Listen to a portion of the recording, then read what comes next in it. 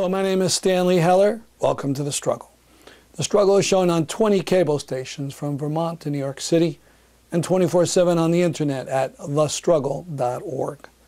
First, some very good news about the state of the anti-war movement. Palestine has been kind of a dicey issue for the anti-war folks.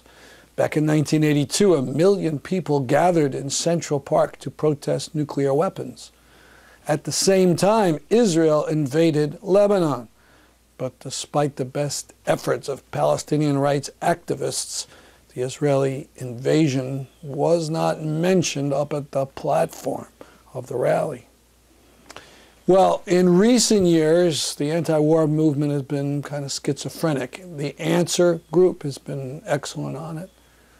United for Peace and Justice, kind of milquetoast. But last weekend in Albany, there was a breakthrough, a really big gathering. 800 people registered at the United National Peace Conference, and the UNPC came through on Palestine. The main strategy proposal of the conference was amended to include excellent language. It passed by a 60 to 40% margin, as far as I could tell. It declared Israel an apartheid state, and it called for ending of all aid to Israel, military, economic, and State Department help in the United Nations. On the next day, the 25th, a specific Palestine resolution was voted with many tough provisions, including full support for boycotts, divestments, and sanctions, the release of all political prisoners, and the Palestinian right to return. When the vote took place, it was without visible opposition, a slam dunk for Palestinian human rights.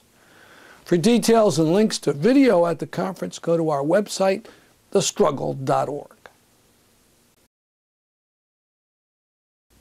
Today's program concentrates on immigration, in particular a rally in Boston, Massachusetts, called in July by A.N.S.W.E.R, Act Now to Stop War and End Racism. It took place when Brewer, the governor of Arizona, came to that city for a governor's conference. Arizona, as you know, has just adopted paranoid laws against non-white workers coming to the U.S., parts of which were just struck down by a federal court.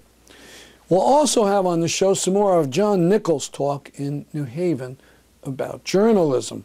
If you saw the show last week, he explained how the federal government used to help journalism way back in the first 100 years of our country, and how that no longer is the case.